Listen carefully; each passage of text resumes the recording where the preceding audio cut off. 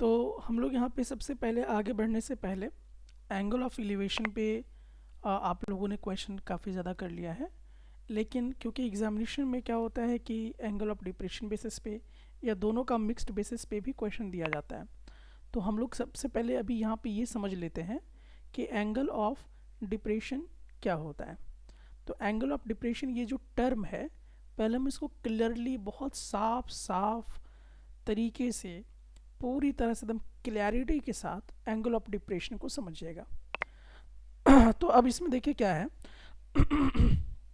अब हमारे पास मान लीजिए यहाँ पर ए आपको दिखाई दे रहा होगा, तो ये कौन है? तो मान लीजिए कि आप यहाँ पे हैं, मान लीजिए कि छत है, छत के ऊपर से आप यहाँ पे देख रहे हैं। अभी हम लोग क्वेश्चन भी लेंगे उस तरह से। तो यहाँ पर क्या है, आप जैसे मान लीजिए कि छत के ऊपर हैं, मतलब कि आप क्या है, ऑब्जर्वर हैं। अब आप जो है नीचे मान लीजिए ठेला वाला जो है कुछ बेच रहा है और चिल्ला रहा है ले लो करके। तो यहाँ पर आप सी पॉइंट पे देख रहे हो, मतलब ये छत से आप सीधा नीचे की तरफ देख रहे हो, ठीक है। तो यहाँ पर आप जो है वो क्या है, ऑब्जर्वर है। तो आप यहाँ पर सी यानी कि कोई ऑब्जेक्ट को देख रहे हैं। तो यहाँ से जो आपको एक दिखाई दे रहा है ए सी लाइन, अभी यहाँ पे एक लाइन है जिसका नाम आपको क्या दिखाई दे रहा है, ए सी। कमरा में लगा हुआ एसी पे ध्यान नहीं देना है, ये जो लाइन है इस पे ध्यान देना है। तो ये जो एसी लाइन आपको दिखाई दिया, इसको हम क्या बोलेंगे, लाइन ऑफ साइट। क्या बोलेंगे, लाइन ऑफ साइट, जैसा कि लिखा हुआ है line of site. Angle of elevation में भी बिल्कुल आप ऐसा ही जो है महसूस कर रहे थे। और यहाँ पर अब हमें देखना है दूसरा जो टर्म है, एंगल ऑफ डिप्रेशन। तो आपको ये क्लियर समझ में आ गया होगा, लाइन ऑफ साइट किसको बोलेंगे, ठीक है। तो अब हमें पता करना है कि एंगल ऑफ डिप्रेशन कहाँ पर है। एंगल ऑफ डिप्रेशन कहाँ पर है? तो कोई चीज़ ऊपर से नीचे की तरफ अगर आप देख रहे हैं, तो एंगल ऑफ डिप्रेशन कैसे बनेगा? तो यहाँ पे जो एंगल आपको दिखाई दे रहा है, यहाँ वाला एंगल कैसे? तो यहाँ पर आप अगर आप देखें तो देख पाएंगे कि ये जो आपका बी ए यहाँ पे दिखाई दिया, और यहाँ ए से सी की तरफ इस तरह से मुड़ गया। तो इन दोनों के बीच में फंसा हुआ जो एक आपको एंगल दिखाई दे रहा है यहाँ पर, तो यहाँ पे जो फंसा हुआ एक एंगल आपको दिखाई दिया, इसी एंगल को हम क्या बोलते हैं, एंगल ऑफ डिप्रेशन। क्या बोलेंगे, एंगल ऑफ डिप्रेशन बोलेंगे। तो एंगल ऑफ डिप्रेशन बेसिकली कैसे बना? तो यहाँ पर आपने देखा कि आपको इसके लिए किस चीज़ की ज़रूरत होगी, तो आपको इसके लिए एक लाइन ऑफ साइट की ज़रूरत होगी, ठीक है। और यहाँ पे नीचे ज़मीन कौन है, ज़मीन अगर आप देखते हैं तो ये वाला नीचे आपको दिखाई देगा, और इसी के ठीक पैरेलल ये वाला ऊपर है, यानी कि हॉरिजेंटल के फॉर्म में ये वाला काम कर रहा है। तो ये जो हॉरिजेंटल वाला आपको दिखाई दे रहा है लाइन, और ये वाला जो लाइन ऑफ साइट दिखाई दे रहा है, इसके बीच में जो आपको एंगल बना हुआ दिखाई दे रहा है, that is angle of depression. तो एंगल ऑफ डिप्रेशन आपको समझ में आ गया होगा कि हम एंगल ऑफ डिप्रेशन कैसे पता करेंगे। अब ध्यान से समझिए, ये कॉन्सेप्ट आपको समझ में आ गया। अच्छा, अब यहाँ पे देखिए इस वाले पॉइंट को। तो इस वाले पॉइंट में अगर आप देखेंगे तो जो आपका एंगल ऑफ एलिवेशन है, एंगल ऑफ एलिवेशन, क्योंकि आपने पढ़ रखा है एंगल ऑफ एलिवेशन, ठीक है। जैसे कि अगर आप यहाँ पे देखते हैं, ये वाला फिगर में, क्योंकि आपने प्रैक्टिस कर रखा है। तो इसके लिए भी दो चीज़ की रिक्वायरमेंट होती है, एक तो ऑब्जेक्ट के बीच का डिस्टेंस जो है, मतलब हॉरिजेंटल लाइन यहाँ पे, और जो लाइन ऑफ साइट है जहाँ से आप जिस चीज़ को देख रहे हो, तो इसके बीच का जो एंगल बनता है that is the angle of elevation. तो बेसिकली इसमें कहने का क्या मतलब है कि जो एंगल ऑफ एलिवेशन होगा वो इक्वल होगा, वो इक्वल होगा किसके? एंगल ऑफ डिप्रेशन के, एंगल ऑफ डिप्रेशन के। तो अगर हमको एंगल ऑफ एलिवेशन ठीक से देखने आ रहा है तो डेफिनेटली हम एंगल ऑफ डिप्रेशन पता कर लेंगे। समझ में आई बात? तो डायरेक्ट वे में आपको कहीं कोई क्वेश्चन नहीं देगा तो एंगल ऑफ एलिवेशन के माध्यम से, क्योंकि आपकी प्रैक्टिस ज़्यादातर एंगल ऑफ एलिवेशन के तहत हुई है, तो आप इसके माध्यम से एंगल ऑफ डिप्रेशन तक पहुंच जाएंगे, क्योंकि ये दोनों क्या हो जाएंगे? इक्वल होते हैं। एंगल ऑफ एलिवेशन किसके इक्वल होगा? एंगल ऑफ डिप्रेशन के। तो ये बहुत ही बढ़िया से क्लियर पिक्चर आपके अंदर आनी चाहिए, तभी आप जो आने वाले क्वेश्चंस हैं उसको बहुत ही बारीकी के साथ सॉल्व कर पाएंगे। तो यहाँ तक आपको ये बात समझ में आ गई। अब क्योंकि जो इसका रीड है, इस कॉन्सेप्ट की जो रीड है वो हम लोगों ने डिस्कशन कर लिया। अब हम लोग क्या डिस्कशन करेंगे? इस पे क्वेश्चन को पहले अच्छे से इम्प्लीमेंट करेंगे, और क्वेश्चन को इम्प्लीमेंट करने के बाद फिर धीरे धीरे प्रैक्टिस के माध्यम से इसको आप अपनी कैलकुलेशन को फास्ट करेंगे, ताकि गिवन टाइम में आप एग्जामिनेशन में अच्छी जो है पकड़ बना सकें। तो आपको रिवीजन पे भी फोकस करना होगा। तो चलिए अब इस बेसिस पे हम लोग क्या करते हैं, क्वेश्चन लेकर इसको अच्छे से समझने का प्रयास करते हैं। तो चलिए अब हम लोग इस पैटर्न पे यहाँ पे एक क्वेश्चन देखते हैं जो आपके एनसीईआरटी के एग्जाम्पल 7 पे दिया हुआ है, और ये क्वेश्चन आपको किस प्रकार से बेहतर बनाता है वो भी हम लोग देखेंगे। और यहाँ पे जो आप ये जो पिक्चर देख रहे हैं, ये जो डायग्राम, ये एनसीईआरटी ने बनाया है ताकि एक रियलिस्टिक जो है आपको लग सके। तो चलिए अब हम लोग इस पे बातचीत करते हैं। तो यहाँ पे देखिए क्वेश्चन आपसे कहता है, क्या क्वेश्चन इसमें कह रहा है कि from a point on a bridge. तो सबसे पहले आपको क्या देखना है कि एक ब्रिज देखना है। तो आप क्लियरली जो है एक ब्रिज इस फिगर में देख रहे हैं, दिखाई दे रहा है आपको ब्रिज बढ़िया से? यहाँ से यहाँ इस तरह का है, यहाँ से आर पार होने का चीज़ है, और यहाँ से देखिए इस तरह से ब्रिज बना हुआ है। तो from a point on a bridge across a river, मतलब रिवर यहाँ पे देख रहे हैं, पानी का धार आपको बहता हुआ दिखाई दे रहा होगा। द एंगल ऑफ डिप्रेशन, अब आपको समझ में आ जाना चाहिए, angle of depression of the banks on opposite sides of the river are 30 degree and 45 degree respectively. क्या कहना चाहता है ये पूरा एक यहाँ सेंटेंस खत्म हुआ। अब इसकी अच्छी इमेजिनेशन आनी चाहिए, पहले क्वेश्चन बहुत प्रॉपर वे में क्लियर समझ में आनी चाहिए ताकि हम सॉल्यूशन तक पहुंच सके। तो आप देख सकते हैं कि आप इस पॉइंट पी पर हैं, और इस पी पॉइंट से देख रहे हैं कि जो नदी के किनारे हैं यहाँ से यहाँ तक है, मतलब कि धारा एक इधर से इधर की तरफ बह रहा है और एक इधर से इधर की तरफ बह रहा है। तो इसमें कह रहा है कि जो इस पॉइंट से अगर आप देखते हैं तो आप यहाँ तक देख रहे हैं, ये बैंक है, बैंक मतलब वो वाला बैंक नहीं जहाँ से आप पैसा निकालते हैं, ये किनारा नदी का किनारा है, ठीक है। और इसी के ठीक अपोजिट, अपोजिट मतलब उल्टा नहीं, इसके सामने, मीनिंग को क्लियर करना है। तो यहाँ पे अपोजिट का मतलब क्या है? सामने। तो ठीक इसके सामने, ए के सामने कौन है? बी। तो इन दोनों के बीच में यहाँ पे आप देख रहे हैं कि एक 30 डिग्री बन रहा है। तो यहाँ पे देखिए कैसे बनेगा एंगल ऑफ डिप्रेशन, स्केच करना आना चाहिए आपको। तो यहाँ पे आपको रिक्वायरमेंट होगा लाइन ऑफ साइट का, तो ये हमने बना लिया। फिर आपको जरूरत होगा एक हॉरिजेंटल का कि कितने ऊपर से दिखाया जा रहा है, तो यहाँ से यहाँ इसको जोड़ देंगे तो बन गया हमारा एंगल ऑफ डिप्रेशन। एग्जाम में हो सकता है कि डायग्राम ना भी दे, तो ये आपको स्केचिंग करना आना चाहिए।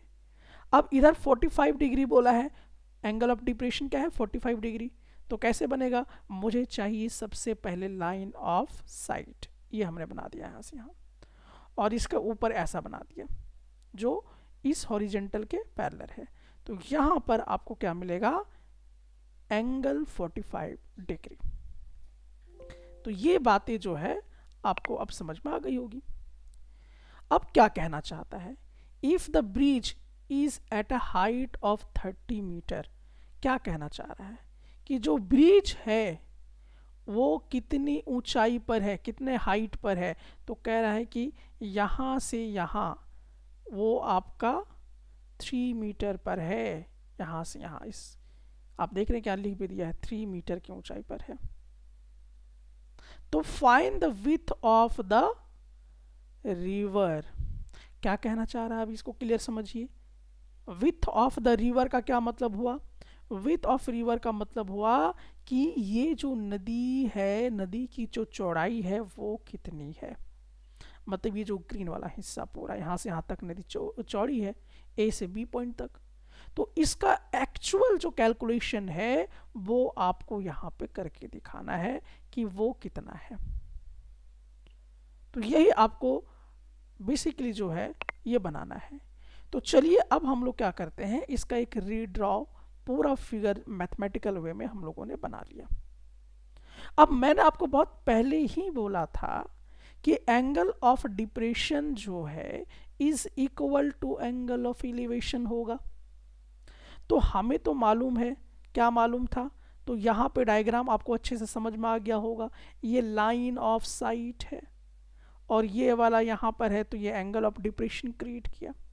लेकिन यहाँ से यहाँ इसको जोड़ते हैं तो एंगल ऑफ एलिवेशन ये हो गया, और आपको मालूम है कि angle of elevation is equal to angle of depression, तो ये 30 तो ये भी 30, ये क्लियर हो गया होगा।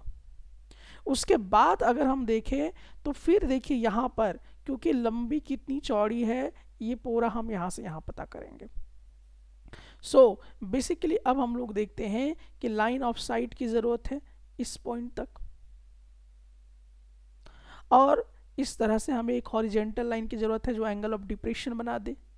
लेकिन ये वाला जो लाइन है ये किसके पैरेलल हो जाएगा, ये नीचे वाला का, तो एंगल ऑफ एलिवेशन आपका यहाँ बन गया, तो ये 45 डिग्री इक्वल टू ये 45 डिग्री। तो ये क्यों हुआ आपको ये बात समझ में आ गई होगी। अब यहाँ पे इसके हिसाब से हमने नाम को चेंज कर दिया है तो आपको कंफ्यूज नहीं होना है, ठीक है। तो चलिए आप चाहे तो इसी से भी बना सकते थे, आपको यहाँ पे ऑलरेडी यहाँ पर भी आप 30 डिग्री यहाँ पे रख सकते थे क्योंकि angle of depression is equal to angle of elevation होता है, और यहाँ पर 45 डिग्री है तो यहाँ पे 45 डिग्री रख सकते थे, because angle of depression is equal to angle of elevation. वही कॉन्सेप्ट इस पूरे स्केच में किया गया है। अब हम देखते हैं कि इसको हम सॉल्यूशन कैसे करेंगे और निकालना किसको है। तो यहाँ पे आपको निकालना है विड्थ ऑफ द रिवर। तो विड्थ ऑफ द रिवर का क्या मतलब है कि हमें यहाँ से यहाँ ये पूरा वाला हिस्सा CD निकालना होगा। जब हम CD निकालने की बात करेंगे तो हमारे पास दो चुनौती होगी कि हम सबसे पहले CB पता कर लें और फिर हम BD पता कर लें, और जब दोनों को जोड़ देंगे तो पता चल जाएगा कि जो नदी की चौड़ाई है वो कितनी है। अब कैसे निकलेगा, एक्चुअल मेजरमेंट अब हम लोगों को करना होगा। सो हम लोगों ने इसमें पूरा बना लिया है। सो अब यहाँ पे अब आपको क्या करना है, angles of depression of the banks on opposite sides of the river are shown in the figure. Then अब यहाँ पे देखिए एंगल ACB आपको दिखाई देगा, ACB यानी कि ये वाला एंगल कैसे निकला, ये एंगल ऑफ एलिवेशन इंडिकेट हो गया, तो ये एंगल ऑफ डिप्रेशन के इक्वल होता है। और दूसरी बात अगर हम देखें, अब हमें निकालना है ADB यानी ये 45 डिग्री, क्यों निकला? क्योंकि angle of depression is equal to angle of elevation.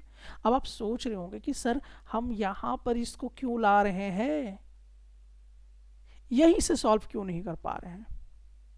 तो नहीं हो सकता है माय डियर स्टूडेंट्स। कारण क्या है? क्योंकि आपको ट्रायंगल की ज़रूरत होगी, राइट एंगल ट्रायंगल की ज़रूरत होगी। और राइट एंगल ट्रायंगल आपका देखेंगे तो ऐसे बन रहा है, ऐसे बन रहा है। तो आपको यहाँ पर ये तो दे दिया है 3 मीटर, ये आपको फाइंड आउट करना है, तो यहाँ एंगल रखिएगा तभी तो पॉसिबल होगा। तो आपको समझ में आ गया कि एंगल ऑफ डिप्रेशन दिखाई देगा, लेकिन कन्वर्ट करना होगा एंगल ऑफ एलिवेशन में, तभी जाकर आप बना पाएंगे। तो ये हवाबाजी में नहीं लेके चलना है आपको कि बस एंगल ऑफ डिप्रेशन तो हमको स्केच करने आ गया, काम हो गया। नहीं, एंगल ऑफ एलिवेशन को, एंगल ऑफ डिप्रेशन को एंगल ऑफ एलिवेशन में लाना बहुत ज़रूरी है, ताकि हमारे पास जो दिया हुआ साइड है और जिसको हमें फाइंड आउट करना है और जो दिया हुआ है, दो तो मिल गया हमें जो दिया हुआ है, थर्ड हम अब पता कर लेंगे।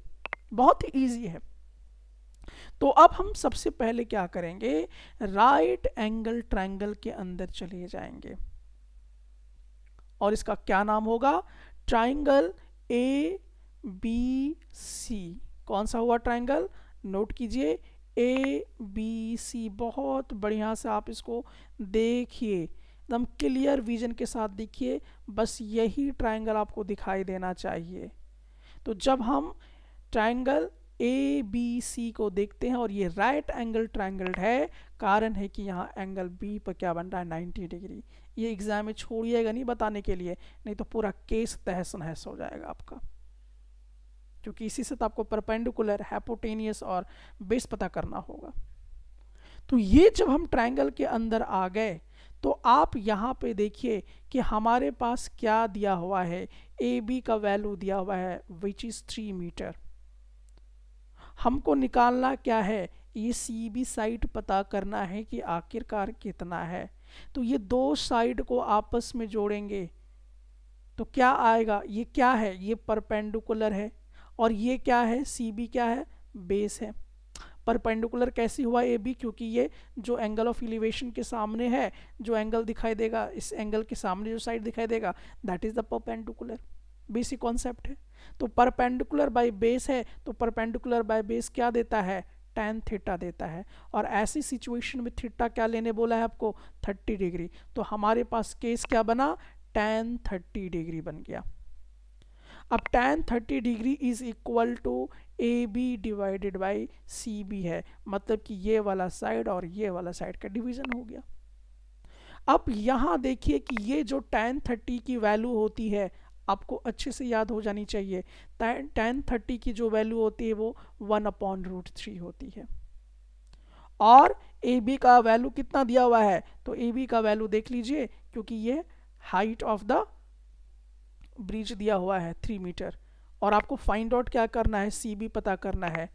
अब क्या करेंगे आप, ये जो सी बी है, इस सी बी को यहाँ पे क्रॉस मल्टीप्लिकेशन कर देंगे और ये √3 को क्रॉस मल्टीप्लिकेशन इधर कर देंगे, तो सी बी इधर खाली एक 1 के साथ मल्टीप्लाई होके सी बी बन जाएगा। जैसे आप टी भी बनाते हैं वैसे, तो ये टी बी और सी बी जैसा कुछ केस हो गया। और यहाँ पर ये जो है, ये इसके साथ मल्टीप्लाई होके ये बन गया। तो सी बी इक्वल टू कितना आ गया, 3√3 आ गया। मतलब कि ये वाला जो साइड है, सी बी जो साइड है, ये आपका 3√3 आ चुका है। लेकिन अभी क्या बाकी है, अभी बाकी है बी डी पता करना। तो अब हमें क्या करना होगा, दूसरे ट्रायंगल के अंदर प्रवेश करना होगा। तो अब चलिए हम आ जाते हैं दूसरे राइट एंगल ट्रायंगल के अंदर। तो अब हमें क्या दिखाई देगा, ए डी बी के तरफ आ जाएंगे और इस तरह से हमें एक ट्रायंगल यहाँ पे दिखाई देगा। जब हम देखेंगे तो आप देखिए कि ये वाला ए बी का वैल्यू हमें मालूम चल चुका है, विच इज 3 मीटर। निकालना किसको है, तो निकालना है बी डी को, और जिसमें से आप देख लीजिए कि यहाँ पे एक एंगल का वैल्यू मालूम है, दैट इज 45 डिग्री। फिर वही केस चालू, क्या हो जाएगा, tan वाला, क्योंकि ये परपेंडिकुलर बाई बेस का कॉन्सेप्ट दे दिया। तो यहाँ पर tan कितना आ जाएगा, 45 डिग्री। सो यहाँ पे आपने देखा कि tan 45 degree is equal to A B divided by B D. अब देखिए tan 45 की वैल्यू क्या होती है, 1 होती है। ए बी की वैल्यू दी हुई है, तो दी हुई है 3। B D you will have to find out. So B D को अगर हम इस ओर लेके जाते हैं और 1 के साथ मल्टीप्लाई होगा तो बी डी बन जाएगा, बी डी नहीं बी डी बन जाएगा। और इस तरह से यहाँ पे 3 इसका वैल्यू निकल के आ जाएगा। अब ध्यान से देखिए, इसको हम बना देते हैं इक्वेशन 2। तो ये वाला जो आपका जो ये सी बी साइड है और ये जो बी डी साइड है, दोनों तो पता चल गया। तो अब दोनों को हम क्या कर देंगे, ऐड कर देंगे। तो जब दोनों को ऐड कर देंगे तो कुछ इस तरह से आएगा, पूरा सी डी का वैल्यू दे देगा। अब जब पूरा सी डी का वैल्यू दिया गया, मतलब कि C B plus B D हो जाएगा। तो सी बी का वैल्यू कितना है, 3√3, और इसका कितना है 3। अब ऐसा नहीं करना है बच्चों, क्योंकि अगर आपकी बेसिक मैथमेटिक्स ठीक नहीं है तो थोड़ा सा यहाँ जान लीजिए। अब इसको जोड़ मत दीजिएगा, 3 3 6 हो जाएगा और √3 हो जाएगा ना, पॉसिबल नहीं है। क्यों, क्योंकि देखिए ये मल्टीप्लाई में √3 के साथ है, तो ये एक अलग नेचर हो गया और ये एक अलग हो गया। दोनों सेम मतलब लाइक टर्म्स नहीं है। लेकिन क्या किया जा सकता है कि ये जो 3 है और ये जो 3 है दोनों में कॉमन है, दोनों को यहाँ से पकड़ के बाहर निकाल दीजिए, घर के बाहर। ठीक है, तो देखिए इसको पकड़ के बाहर निकाल दिए। अब यहाँ से 3 हट गया तो देखिए क्या बचा, √3। फिर प्लस के पास आ गए तो यहाँ प्लस आ गया। अब इस घर से तो इसको 3 को पहले ही निकाल दिए थे, तो यहाँ पे 1 बच गया, यानी टेकिंग आउट कॉमन का कॉन्सेप्ट हम लोगों ने लगाया था। तो फाइनली जो आपका रिजल्ट आता है वो 3 टाइम्स √3 + 1 मीटर का आता है। यहीं पे छोड़ देना है। और अगर आपकी एग्जामिनेशन में √3 की वैल्यू दी होगी तो आप वहाँ पे पुट करके इसको निकाल सकते हैं। तो क्लियर हो गया ये कि किस तरह से आप इस क्वेश्चन को बनाते हैं। तो वीडियो को पॉज कीजिए और एक बार फिर से बढ़िया से इसको बना लीजिए। सो माय डियर स्टूडेंट, आप इस चीज़ को अच्छे ढंग से समझ चुके होंगे। रिवीजन बहुत ज़रूरी है ताकि आपका माइंड कुदाल चला सके और उस समय आपका एक खुद का अपना अनुभव होगा। इस क्वेश्चन को सॉल्व करने का वो एक अलग मेथड ढूंढेगा, या कहीं फंसेगा तो एक गहरा आपको सोचने का समय देगा। तो ऐसा नहीं है, ये फिल्म नहीं चल रही कि बस देख लिया हो गया। ठीक है, तो आप इसको प्रैक्टिस ज़रूर करेंगे। चलिए आगे की तरफ हम बढ़ते हैं। आगे की तरफ अगर हम बढ़ें तो देखते हैं यहाँ पर कि अब हमारे पास NCERT का क्वेश्चन नंबर 13 है। तो थोड़ा सा इस क्वेश्चन को आप पॉज कीजिए और थोड़ा सा स्केच वगैरह करने का प्रयास कीजिए और देखिए कि बनता है या नहीं बनता है। Do it fast. So my dear student, चलिए अब इस क्वेश्चन पे हम लोग फोकस करते हैं। चलिए यहाँ पे पहले हम लोग क्वेश्चन को अंडरस्टैंड करते हैं और इसको हम लोग एक फिगर के माध्यम से इसको यहाँ पे समझने का प्रयास भी करते हैं। तो यहाँ पे कह रहा है कि as observe from the top of 75 metre high lighthouse. तो देखिए यहाँ से यहाँ एक लाइट हाउस है जो कितना यहाँ पर है, इसका हाइट 75 मीटर है। और अगर हम इसकी बात करते हैं टॉप में, इसके टॉप से यहाँ पे देखना है आपको, from the sea level the angles of depression of two ships are 30 degree and 45 degree. तो यहाँ पे जो आपका लाइट हाउस था, अब यहाँ पे तो समुद्र है, तो सीप चल रही है। इमेजिनेशन बढ़िया से कीजिए।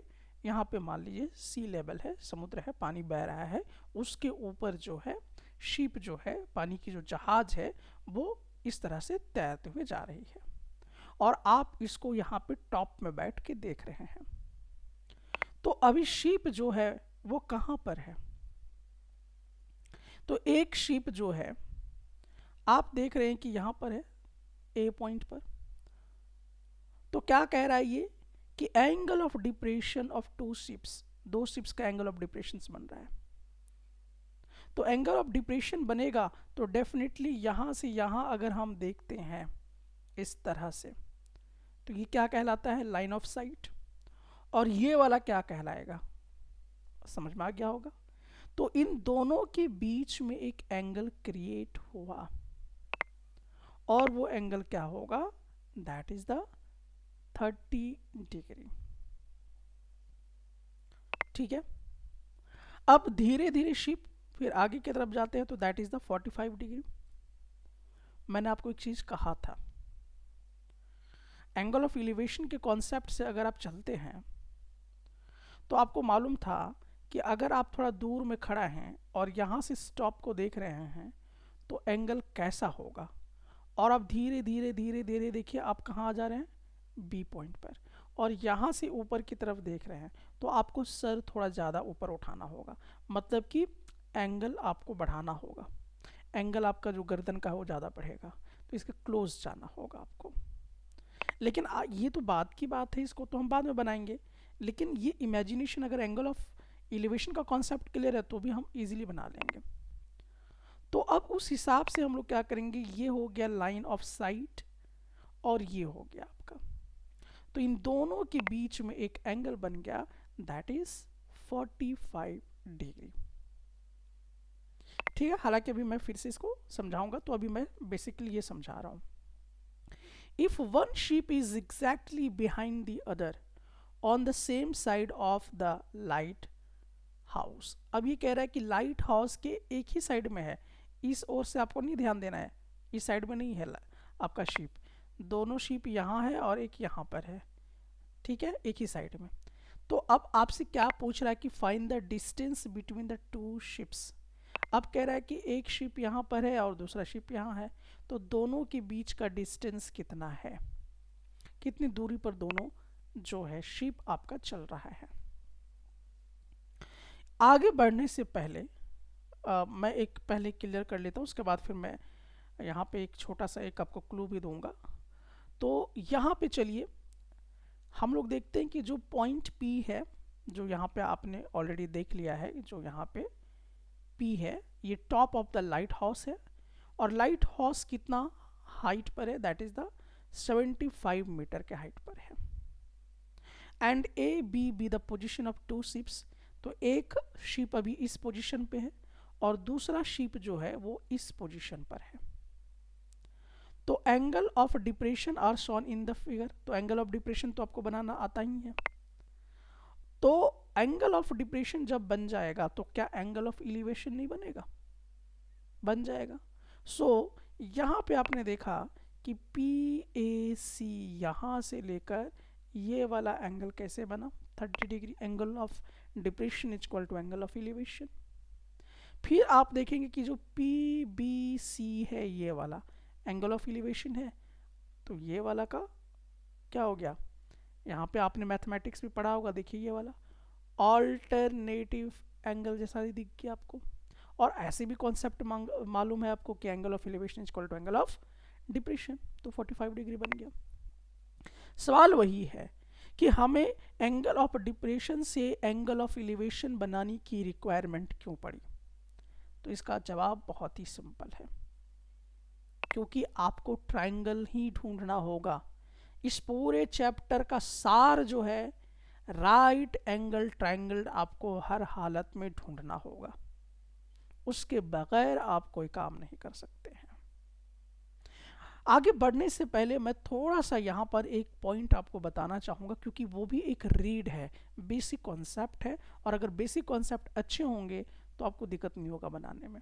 तो मैं थोड़ा सा वहाँ भी आपको दिखाना चाहता हूँ। तो किस पॉइंट के विषय में मैं बात करना चाह रहा था? तो दरअसल मैं इस पॉइंट के विषय में बताना चाह रहा था। तो ये पॉइंट क्या कहता है, थोड़ा सा देख लीजिएगा। If the observer moves towards the object if the observer moves towards the object, the angle of elevation increases, and if the observer moves away from the object, the angle of elevation decreases. Angle of elevation कब decrease करेगा और angle of elevation कब increase करेगा? तो यहां पर है, मान लीजिए कि आप ऑब्जर्वर हैं और यहां पे आपका कोई ऑब्जेक्ट है, ठीक है। तो अभी मैंने ये कॉन्सेप्ट बताया था। तो धीरे धीरे यहां पे अगर आप यहां से देख रहे हैं, ठीक है, तो एंगल कैसा रहेगा? इंक्रीज होगा, ठीक है। अब मान लीजिए कि फिर आप इसके क्लोज चले गए, क्या कह रहा है कि if the observer moves towards the object, object की तरफ। अब यहां से ऑब्जर्वर, अब यहां पे ऑब्जर्वर था, अब ऑब्जर्वर और किसके नजदीक जा रहा है? तो वो अब ऑब्जेक्ट के नजदीक जा रहा है। तो यहां पर एंगल ऑफ एलिवेशन क्या हो जाएगा? इंक्रीज करने लगेगा। तो समझ में आया कॉन्सेप्ट, कहाँ 30 और कहाँ 45 बन रहा है? तो चलिए मैं उसको वापस लेके जाता हूँ और आपको फिर से बताता हूँ कि ये कॉन्सेप्ट क्या कहना चाह रहा है। सो बेसिकली देखिए, आपका अभी आप मान के चलिए, अगर हम एंगल ऑफ एलिवेशन के तहत चलते हैं, तो अभी शीप तो यहां पर है। तो अब ये क्या है? शीप यहां पर है तो 30 डिग्री। अब जैसे ही मान लीजिए कि ये ऑब्जेक्ट के क्लोज जाएगा तो क्या हो गया? 45 डिग्री, यानी कि एंगल ऑफ एलिवेशन क्या होता जा रहा है? बढ़ते जा रहा है। और इसी का जस्ट उल्टा कर देंगे, तो जैसे अगर ये इस वाले से क्या होगा? दूर होता चला जाएगा, तो एंगल ऑफ एलिवेशन डिक्रीज होता चला जाएगा। तो ये कॉन्सेप्ट बहुत इंपॉर्टेंट है, क्योंकि अगर गलती से आपने डायग्राम उल्टा पुल्टा बना दिया, 30 का 40, 45 का 30 कर दिया, तो आपको ये नहीं समझना कि एकदम करेक्ट हो जाएगा, सब केस बदल जाएगा आपका। तो ये कॉन्सेप्ट अगर आपको मालूम रहेगा कि अगर हम कोई भी ऑब्जर्वर अगर ऑब्जेक्ट के करीब जाते जाएगा तो एंगल बढ़ते जाएगा, तो एंगल कहाँ बड़ा दिखाना है ये आपको समझ में आना चाहिए। अगर दूर जा रहा है तो घटाते जाना है। तो समझ में आया? ये दूर में है, फिर क्लोज गया तो देखिए एंगल यहाँ बढ़ गया 45, 30 से बड़ा हो गया ना। तो ये कॉन्सेप्ट आपको दिमाग में रखना ताकि आपका एकदम क्लियर पिक्चर बन सके। चलिए, अब यहाँ तक हो गया। अब हम लोग देखेंगे राइट एंगल ट्रायंगल के अंदर आएंगे। अब कौन सा राइट एंगल ट्रायंगल के अंदर आ रहे हैं?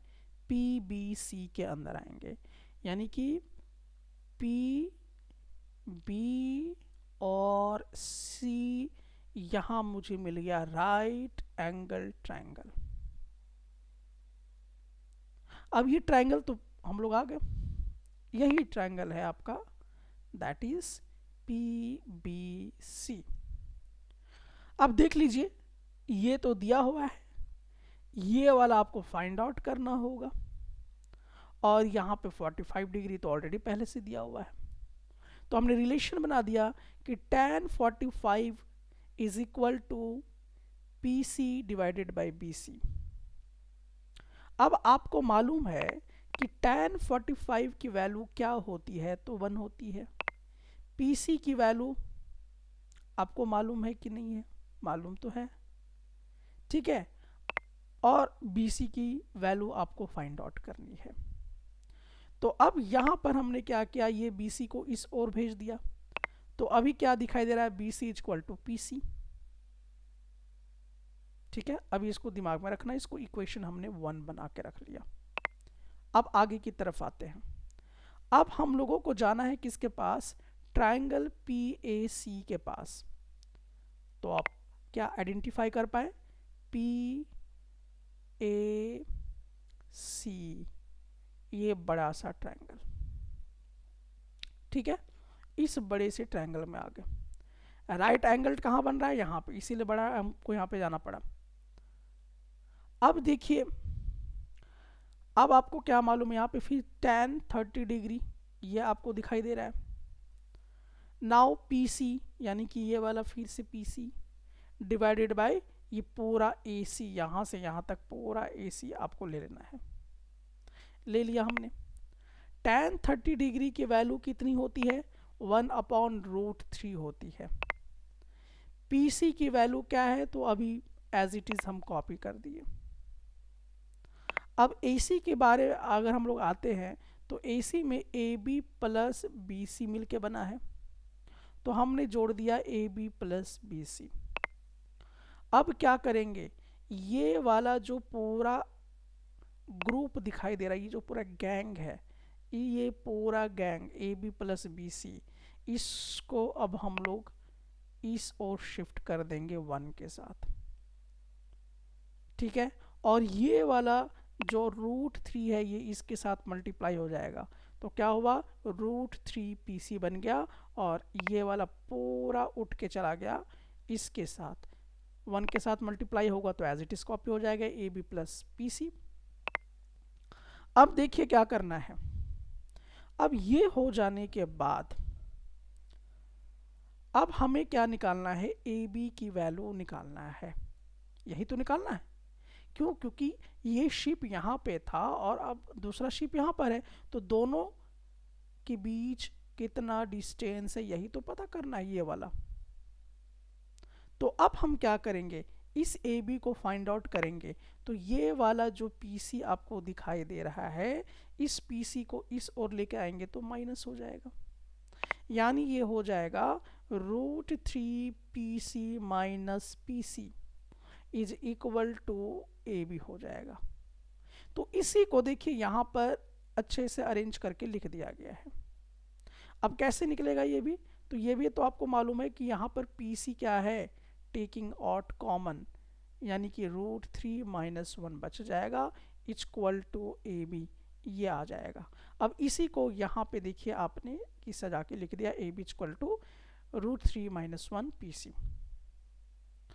अब ये आ गया, तो AB इक्वल टू दिस।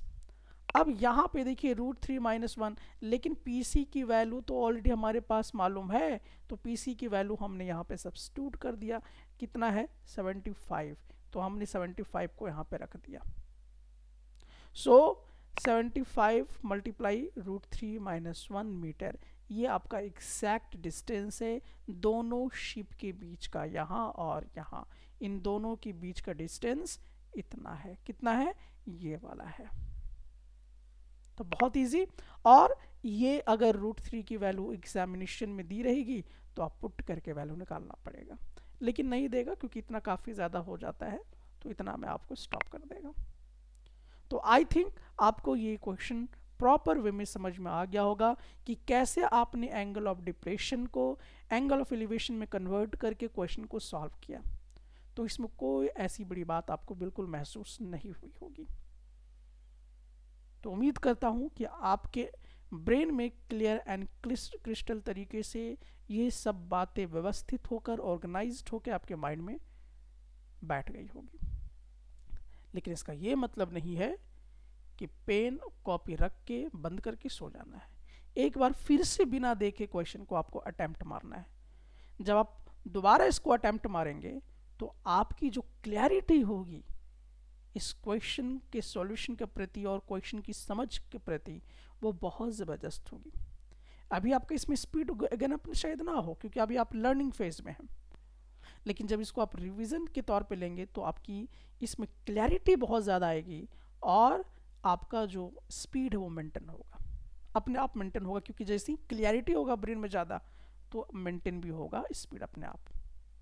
तो इसको ज़रूर दोबारा कीजिएगा।